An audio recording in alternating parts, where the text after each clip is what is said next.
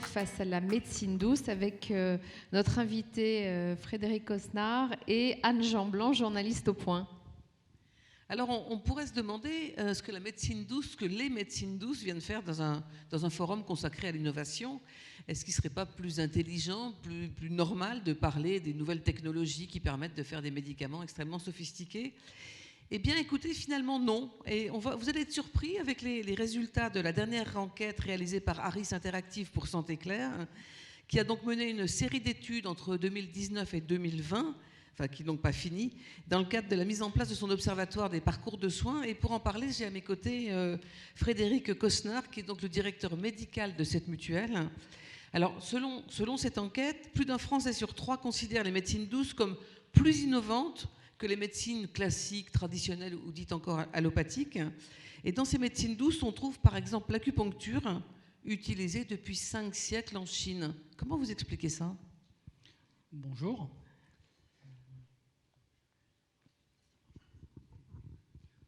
Bonjour. Je vais essayer de répondre rapidement. Oui, effectivement, ça peut paraître surprenant que ce panel de sondés estime que la médecine douce est plus innovante, mais je pense que c'est aussi dans l'air du temps. Aujourd'hui, on a une médecine traditionnelle qui est hyper spécialisée, très invasive, voire mini-invasive, alors que l'approche médecine douce est plutôt une approche globale de la personne dans son intégralité et non pas d'un organe ou même d'une sous-spécialité dans l'organe. Donc une approche globale, respectueuse du corps finalement et respectueuse aussi de l'environnement. Donc je pense que c'est dans l'air du temps et je ne suis pas aussi surpris que cela. Oui. Alors, en l'absence de slide, parce que les palmiers, ce n'est pas du tout une médecine douce, enfin, ce n'est pas encore décrit comme tel. Parmi les pratiques intégrées dans votre étude, j'ai été surprise de voir figurer la diététique comme une pratique médicale. Or, Hippocrate disait déjà 5 siècles avant notre ère que l'alimentation était notre première médecine. Comment vous avez choisi les disciplines que vous avez intégrées dans vos travaux ? Alors, d'abord des médecines douces. Douce, c'est le terme qui est usuellement utilisé par nos compatriotes oui. Quand ils parlent de ces médecines. D'un point de vue académique... Vous employez quel terme plutôt ? Alors, d'un point de vue académique, le terme qui est employé, il y en a 2. Ce soit intervention non médicamenteuse, et donc là on comprend qu'on est dans un domaine sans les médicaments. Oui. Et puis on a un second qui est probablement plus compréhensible et plus proche de la réalité, qui est médecine MAC, médecine alternative et complémentaire. Alternative aux pratiques traditionnelles, à la médecine traditionnelle, et complémentaire de ces approches de médecine traditionnelle. Et vous allez voir un peu plus tard dans les questions que effectivement c'est bien ainsi que nos compatriotes les utilisent. Alors pour répondre, déjà on s'aperçoit qu'un grand nombre de Français, le chiffre est de 71%, ont recours soit assez régulièrement à au moins une pratique de médecine douce. Et dans le questionnaire que l'on a administré à 1 millier de personnes via Interharris, nous avions testé les plus connus. Donc l'homéopathie, l'ostéopathie, les approches psychologiques, l'acupuncture. Il y en avait 9. Psychologie, je l'ai dit, l'homéopathie, l'acupuncture, la chiropraxie, la sophrologie et l'hypnose. Et bien sûr l'homéopathie. Donc, ce qui nous semblait être les pratiques les plus fréquentes. Et le quintet, à l'arrivée, il est sans surprise l'ostéopathie, très majoritairement l'ostéopathie, l'homéopathie, l'acupuncture, la psychologie et la diététique. Mais la diététique au sens, il faut l'entendre par nutrition Et de fait, désormais, aujourd'hui, il est clair que pour rester en bonne santé, il faut... 5 fruits et légumes par jour, au moins, Voilà. déjà. Voilà. Et puis, dernier point... C'est derrière vous, si vous voulez voir. Voilà. Il y a un taux de satisfaction, un taux de satisfaction qui est très élevé de la part des utilisateurs. On va dire ça va de 92 ou 93% pour l'ostéopathie. Et je crois que c'est la sophrologie ou l'hypnose qui a le taux le plus faible. On doit être aux alentours de 60, je crois. Donc ça, c'est des chiffres qui ne vous étonnent pas du tout parce que ça correspond vraiment à ce qu'on voit dans la pratique quotidienne. C'est ce qu'on voit dans la pratique quotidienne. Et alors, Santé Claire n'est pas une complémentaire. On travaille pour des complémentaires. Mais la pratique de médecine douce qui est la plus utilisée et qui représente le plus de consommation sur les forfaits, c'est de très très loin l'ostéopathie. C'est de l'ordre de 90%. Ensuite vient la diététique et les autres. D'accord. Il y a d'autres éléments qui vous ont semblé intéressants ou un petit peu étranges dans ces différentes médecines douces ? Il y a un élément qui est que la grande majorité des personnes qui ont été interrogées recourent aux médecines douces, dites douces, en complément. Et non en opposition. Et non en opposition. Il n'y a que 6% des personnes qui ont été interrogées qui, on va dire, sont en rupture avec les approches médicales traditionnelles. Seulement 6%. La grande majorité y ont recours en complément. Et il y a environ une trentaine de pourcents, donc c'est significatif. Trentaine de pourcents qui a recours en première intention. C'est-à-dire avant d'envisager n'importe quel traitement. Et c'est en automédication dans ces cas-là le plus souvent. Oui. Enfin, en automédication, il faut bien qu'ils consultent un professionnel. Oui, mais en tout cas, oui. Sans passer forcément par une consultation d'un médecin. Absolument. Voilà. Alors, ces gens, donc, toutes ces personnes prennent ça en première intention. Et pourtant, selon votre enquête, les Français disent qu'ils sont en manque d'informations sur ces pratiques. C'est un petit peu paradoxal. Alors, là aussi, il faut comprendre, faut interpréter cette réponse. Oui, il y a un manque d'information. Il y a un manque d'information. L'univers des médecines douces est très large. On a testé que 9 disciplines. Il y en a beaucoup d'autres.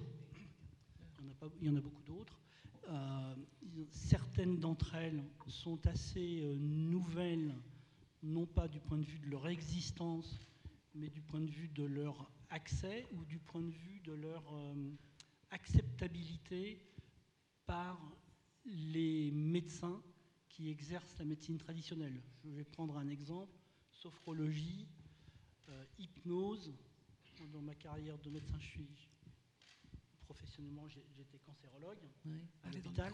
Eh bien, c'est encore assez récent d'utiliser la sophrologie comme alternative ou comme complément à des traitements de hypnothérapie ou l'hypnose pour des personnes qui sont très algiques.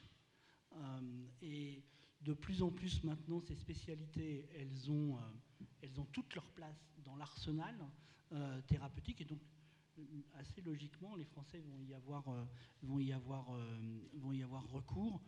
Ce qui est important, et c'est ça, je pense, qu'il faut retenir, c'est qu'ils ne sont pas très au clair sur les indications et sur les résultats, et plus encore, ils ne sont pas au clair sur la qualification de ces professionnels. Donc, comment choisir le bon professionnel dont j'ai besoin, et surtout, a-t-il un bon diplôme ? Voilà, et on s'aperçoit que, je vais prendre un exemple, l'ostéopathie. La France, il y a plein de formations, oui. La France a compté plus d'écoles d'ostéopathes que tout le reste de l'Europe. C'était devenu un vrai business. Et il a fallu batailler pour faire le ménage. Et pour qu'un certain nombre d'écoles soient reconnues du point de vue de leur qualification, parce qu'un grand nombre, c'était du grand n'importe quoi. Aujourd'hui, vous allez voir un hypnothérapeute, vous pouvez trouver un hypnothérapeute médecin ou un hypnothérapeute non médecin. Oui. Idem pour un acupuncteur. Et donc, la question que peuvent se poser les consommateurs, c'est quel est le diplôme, quelle est la qualification, quelle est l'expérience de ce professionnel, médecin ou non médecin. Alors, quel conseil vous donnez? Comment on peut trouver le bon professionnel? Alors, c'est un travail que nous sommes en train de conduire chez Santé Claire. Nous sommes en train de construire, d'élaborer des référentiels, des annuaires qualifiés de professionnels de santé dans ces domaines. Ouais. En récupérant leur diplôme, en récupérant l'année du diplôme, en récupérant dans quelle école, quelle est leur expérience et leur formation professionnelle. Et vous avez un certain nombre de ces disciplines qui aujourd'hui conduisent des expériences de ce type. Je vais prendre un exemple. En ostéopathie, le principal syndicat aujourd'hui est en train de travailler avec l'AFNOR pour élaborer une charte de déontologie de l'ostéopathie. Et donc ça, c'est accepté par la profession maintenant, cette régulation, par les ostéopathes par exemple? Oui. Oui. Mais et par les autres spécialités, parce que chiropracteur, enfin, on a le sentiment que c'est peut-être plus difficile à définir comme activité précise. Non, là aussi, il n'y a qu'une seule école de chiropraxie en France. Et la principale organisation professionnelle travaille à l'élaboration, on travaille avec eux, à l'élaboration d'un référentiel des professionnels pour que l'usager qui veut consulter sache quel est le professionnel qu'il a en face de lui. Oui. Donc ça, maintenant, il y a une clarification qui est très utile pour tout le monde, parce qu'on a effectivement envie de tomber chez quelqu'un qui a une vraie formation. Elle est en cours et on y travaille. On y travaille, voilà. Il y a une autre question qui est importante, c'est la question financière. Est-ce que beaucoup de gens doivent renoncer à ces pratiques pour un problème d'argent, parce que tout n'est pas remboursé, loin de là? Alors, toutes ces pratiques sont des pratiques qui ne sont pas prises en charge par le régime obligatoire, par la sécurité sociale. Et donc, elles ne peuvent l'être que par l'usager lui-même ou par sa complémentaire. Et lorsque l'on pose la question, un Français sur deux nous répond qu'il a déjà dû renoncer pour des raisons financières. Et est-ce que dans ce cas-là, les mutuelles peuvent apporter une aide? Parce que il faut vraiment des mutuelles avec des niveaux assez élevés de cotisation pour pouvoir être remboursé pour tous ces traitements. Oui, il y a environ 30% des sondés qui expliquent que leur complémentaire ne prend pas en charge. Oui. Vous avez encore 30% qui disent moi j'en sais rien. Oui. Et puis 30% qui savent qu'ils ont une garantie. Le plus souvent, ce sont des garanties forfaitaires. Donc une somme d'euros, 100, 150, 200 euros, et qui sont, vous avez un droit de tirage, en quelque sorte, dessus. Il faut savoir, et j'en terminerai là-dessus, que pour les complémentaires, ce qui est compliqué, c'est que c'est du papier. Oui. C'est de la facturette papier qu'il faut traiter. On est plus habitué à avoir des papiers à gérer. Et ça coûte cher. Oui. Et ça coûte cher en termes de traitement. Et c'est probablement l'une des raisons pour lesquelles, bien que ces forfaits soient fréquents, ça reste compliqué. Et la plupart de ces professionnels refusent le tiers payant, refusent l'avance, quelque chose de dématérialisé. Oui. Et s'il y avait une dématérialisation, probablement que les contrats complémentaires seraient encore plus fréquemment pourvus d'une garantie de ce type. Oui. Et comment on peut faire pour améliorer cette situation? Alors pour améliorer je vous dis, il y a les deux axes. C'est soit la mise en place du tiers payant. Oui. Ça demande des gros investissements informatiques. Et à minima, une dématérialisation de la facturation. Qui permet à la complémentaire finalement de ne plus avoir à traiter du papier, mais à avoir à traiter des flux. Oui, mais ça ne passerait pas par des praticiens qui soient labellisés avec tel ou tel système d'assurance et chez qui on pourrait aller de façon plus facile, comme ça se passe déjà pour les médecins? Tout à fait, c'est ce que nous sommes en train de faire chez Santé Claire. Très bien. C'est-à-dire conduire des discussions d'abord sur des annuaires qui sont qualifiés, et d'autre part, avec les organisations représentatives de ces spécialités, mettre en place à minima un système de dématérialisation de la facturation. Merci beaucoup. On va prendre quelques questions. Il nous reste quelques minutes. Qui veut poser une question?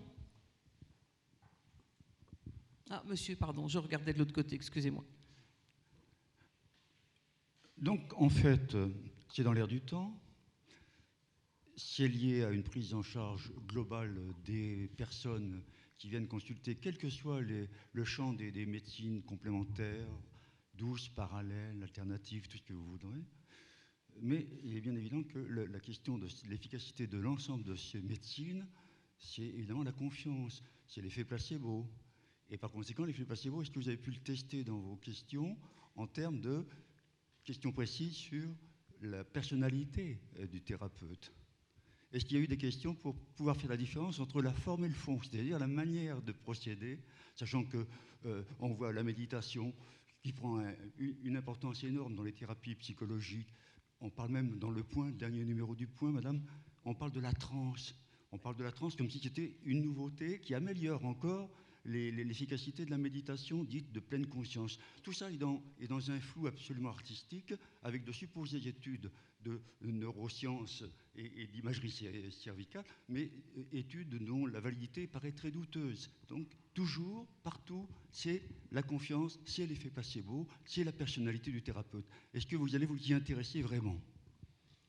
Alors, on n'a pas testé dans le questionnaire cet aspect, mais je vous rejoins sur le fait que, un peu comme l'homéopathie qui a fait l'objet de beaucoup de discussions et de polémiques, la plupart de ces approches, du point de vue des études qui sont réalisées, elles sont très, très, très, très, très nombreuses. Il y a une littérature considérable, mais elles sont mal fichues.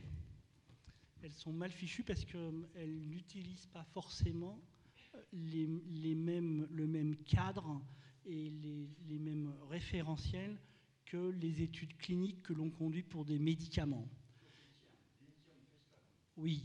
L'INSERM a fait un rapport, oui. L'INSERM a fait un rapport, il n'a pas fait une étude, il a fait un rapport sur les études qui ont été conduites. Là, ce que je parle, c'est la méthodologie de ces études. En même temps, lorsque vous avez une approche globale de l'individu et non pas le lobe gauche du foie, de fait, vous pouvez être amené à avoir... ça rentre difficilement dans le cadre méthodologique des études actuelles. Et donc, il est très compliqué de pouvoir se positionner, ou plutôt, lorsqu'on fait une revue de la littérature, on peut en déduire que beaucoup de ces disciplines n'ont jamais fait la preuve de leur efficacité. Est-ce que ça veut dire pour autant qu'elles sont inefficaces? Non. Ça veut dire que d'un point de vue méthodologique, on ne sait pas montrer leur efficacité. Mais lorsque vous interrogez les personnes qui les consomment, qui les utilisent, elles vous disent que ça les a nettement améliorées. Il faut l'entendre. Il faut aussi l'entendre. Oui. Merci. Une autre question? Oui, madame. Il nous reste 3 minutes 27. 25, 24.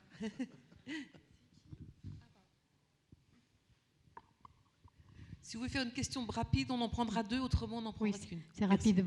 Voilà, vous n'avez pas trop parlé de la chiropratie. Je voudrais savoir si cette technique est reconnue. La chiropraxie. Alors oui, bien sûr qu'elle est reconnue. Oui, je l'ai dit, il y a une seule école en France. Une seule école en France.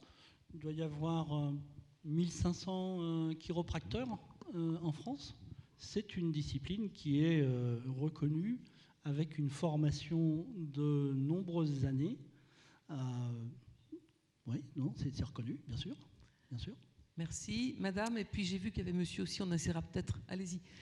On voit énormément de personnes qui font appel justement à la complémentarité des médecines douces par rapport au parcours médical. Je suis moi-même atteinte d'endométriose ayant un parcours médical assez compliqué et faisant appel aux médecines douces, médecines alternatives pour la gestion de la douleur. C'est un parcours assez complexe. Comment se fait-il qu'il n'y ait pas plus assez de médecins qui rentrent dans cette complémentarité? Question assez difficile, étant aussi donné que cette médecine alternative est aussi difficile à montrer, comme vous avez pu l'évoquer. Comment montrer les effets tout simplement de l'esprit et de l'âme qui s'exercent dans un domaine scientifique? Votre réponse? Rapidement. Oui. Pourquoi il y a si peu de médecins? D'abord parce que dans nos cursus de formation, il n'y a aucune place qui est laissée à ces disciplines. Donc les gens ne sont pas formés. Et du coup, ils ne se dirigent vers ces disciplines que si eux-mêmes ont un tropisme pour ça, tropisme, oui, une envie. Oui. Un tropisme pour cette approche qui est plutôt une approche globale plutôt qu'une approche où on va vous découper. Vous allez voir un médecin ou un thérapeute de médecine douce, il ne va pas commencer par vous prescrire des examens complémentaires. Il va d'abord commencer par vous interroger, vous examiner. Et ça, c'est un petit peu perdu dans la médecine traditionnelle qui est de plus en plus hyper spécialisée. Donc on va s'intéresser, je prends l'exemple, au lobe gauche du foie. Alors, je pense qu'on va donner le mot de la fin, mais 30 secondes, monsieur, à ce médecin chinois qui est déjà intervenu précédemment. Et alors, juste, qu'en pensez-vous, monsieur? Mais 30 secondes, autrement, je coupe le micro, je suis désolée. Ah d'accord, 30 secondes, mais peut-être je n'aurai pas le temps pour reposer des questions, mais je vais partager une info importante pour vérifier le vrai, on dit, compétence dans la médecine chinoise. Et parce qu'en Chine, on a formé au moins 5 ans ou 7 ans. Ouais. En temps plein, et même y compris samedi jusqu'à 20h le soir. Mais en France, la formation, on dit 5 ans, parfois on dit 5 ans, c'est 8 week-ends par an. Donc ça va diminuer totalement, pas donc, plus que 100 jours. Ça peut pas être bon. Voilà. Monsieur, et après, vous pouvez poser des questions. Désolé monsieur, voilà, il est l'heure. Merci en tout cas, merci à vous d'avoir assisté à ce débat et à bientôt.